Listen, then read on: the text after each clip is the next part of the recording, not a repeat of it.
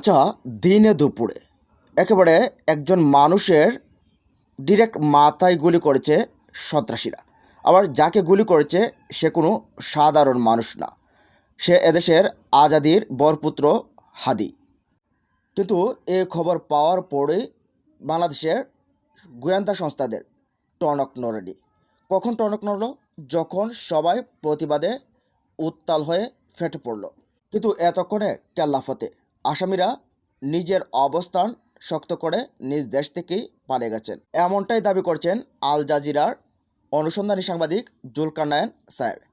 তিনি বলছেন, ইনকলাব মঞ্চের সংগঠক উসমান হাদিকে হত্যার উদ্দেশ্য গুলি করার ঘটনার সাথে জড়িত শুটার সাবেক ছাত্রলীগ নেতা ফয়সাল করিম মাসুদ ওরফে দাউদ খান এবং তার সহযোগী মোটর বাইক চালক আলমগীর হোসেন একই দিন 12ই ডিসেম্বর ময়মনসিংহের হালুয়াঘাট সীমান্ত পাড়ি দিয়ে ভারতে প্রবেশ করার পর জাহাঙ্গীর কবির নানকের পিএস মোহাম্মদ মাসুদুর রহমান বিপ্লব ফয়সাল করিম মাসুদকে এই ভারতীয় নম্বরটি জোগাড় করে দেন বলেন বিশেষ গোয়েন্দা সূত্রে জানা যায়।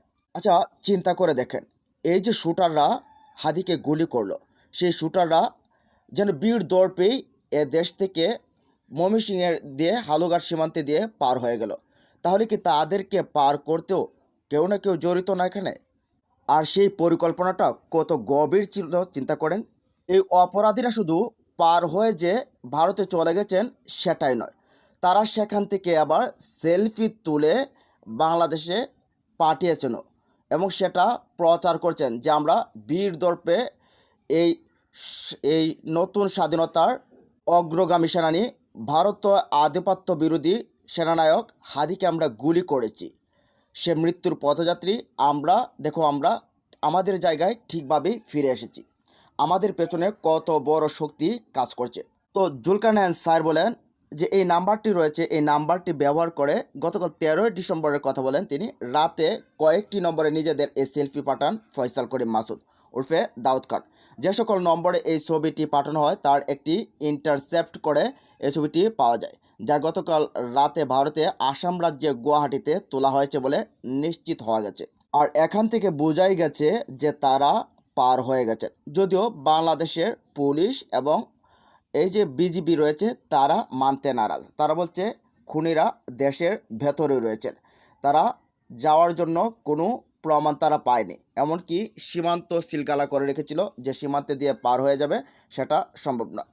কিন্তু প্রশ্ন হচ্ছে যে যদি পার নাই হয়ে যায় এই অপরাধীরা, তাহলে সেই অপরাধীরা কোথায়? কেন আজকে 4-5 দিন হয়ে যাচ্ছে এই অপরাধীদেরকে খুঁজে বের করতে পারছে না বাংলাদেশের গোয়েন্দা সংস্থা? বাংলাদেশের পুলিশ কি করছে? বাংলাদেশের র্যাব, ডিবি, বাংলাদেশের যে অন্যান্য যে এই গোয়েন্দা সংস্থাগুলো রয়েছে তারা আসলে কি করছে? কেন তাদেরকে ধরতে পারছে না? পত্রিকার এরকম একটা হেডলাইন এসেছে, তবে কি হাদির উপর হামলাকারীদের গ্রেফতারের আশা ছেড়ে দিয়েছে পুলিশ? দেখেন, হাদির উপর হামলা করা হবে, সে হামলার তত্ত্ব সাবেক একজন র্যাব কর্মকর্তার কাছে আরও আগে এসে পৌঁছেছিল এবং তিনি হাদিকে সেখানে নিরাপদ থাকতে, সেফ থাকতে বলেছিলেন। কিন্তু হাদি আসলে এরকম মানুষ না, তিনি বারবার হুমকি পাচ্ছিলেন, তারপর তিনি তার স্বাভাবিক চলাফেরাটাই করছিলেন। কথা হচ্ছে হাদিও যখন বারবার অভিযোগ করেছিলেন যে তাকে বিভিন্ন ফোন নম্বর থেকে হুমকি দেওয়া হচ্ছে, তাকে হত্যা করা হবে, তার পরিবারকে মেরে ফেলা হবে, কিন্তু তখন এদেশের গোয়েন্দা সংস্থা কি করছিল? যদি একজন সাবেক র্যাবের কর্মকর্তার কাছে এই তথ্য আসতে পারে, সোর্স জানাতে পারে, তাহলে বাংলাদেশে যারা হাজার হাজার কোটি টাকা বেতন নিচ্ছে সেই গোয়েন্দা সংস্থারা কি করছে? তাদের কাছে কি খবর ছিল না? নাকি তারা খবর থাকা সত্ত্বেও সেই বিষয়গুলোকে কোনো কেয়ারই করেনি? এখন প্রশ্ন হচ্ছে, তাহলে এই যে হাজার হাজার কোটি টাকা দিয়ে এই গোয়েন্দা সংস্থা, এই যে প্রশাসনের কর্মকর্তাদেরকে বেতন দেওয়া হচ্ছে, পালা হচ্ছে, তাহলে তাদেরকে কেন রাখা হচ্ছে? যদি আমাদের দেশের সম্পদগুলোকে শেষই করে দেওয়া হয়, তাহলে এই গোয়েন্দা সংস্থা দিয়ে আমাদের প্রয়োজনটাই বাকি। শেখ হাসিনার আমলে দেখা যেত যদি কোনো আসামিকে ধরতে হতো বা কোনো খুন হতো, টার্গেট থাকতো আওয়ামী লীগের যে তাকে ধরতে হবে, তাহলে 24 ঘন্টার সময় পার হতো না ধরে ফেলতো। তাহলে কি বোঝা যাচ্ছে যে সেই শেখ হাসিনার প্রেতাত্মারা, শেখ হাসিনার এই গঠিত বাহিনীরাই যে রয়ে গেছে এখনও প্রশাসনে, সেই বাহিনীরা মূলত অসহযোগিতা করছে ধরার জন্য। তারাই ধরতে চাচ্ছে না এই আসামিগুলোকে, বরঞ্চ অনেকে তো দোষ চাপাচ্ছে এমন যে এই গোয়েন্দা সংস্থারাই এই আসামিদেরকে পথ তৈরি করে দিয়েছে যাতে দেশ ছেড়ে পালিয়ে যেতে পারে, বা এটা আগেই পরিকল্পিত ছিল যে এখানে শ্যুট করে তারা পালিয়ে যাবে, গোয়েন্দা সংস্থা সেদিকে নজর দেবে না। দেখে তো আপনি চিন্তা করে সেই বিষয়গুলোর সাথে আসলে মিলে যায় কি না। গুলি করলো জুমাবারের 2টা 20 মিনিটে, তারপর সেখান থেকে আবার ময়মনসিংহ হালুয়াঘাট হয়ে সেখান থেকে পার হয়েছে, এতটা পথ পাড়ি দিয়েছে, কিন্তু সেই গোয়েন্দা সংস্থা তাদেরকে গ্রেফতার করতে পারেনি বা তাদের লোকেশন জানেনি। যেখানে দেখা গেছে যে সাধারণ মানুষের অনেকের এই মোবাইল ফোনে বাধারণ হওয়া বা বিভিন্ন সোশ্যাল মিডিয়াতে পড়ে গেছিলো যে ট্রেনের মাধ্যমে বা মেট্রো রেলের মাধ্যমে চলে গেছে, সেটার মাধ্যমে, কিন্তু এদের কাছে কোনো তথ্য নেই। তাহলে কি করছে তারা?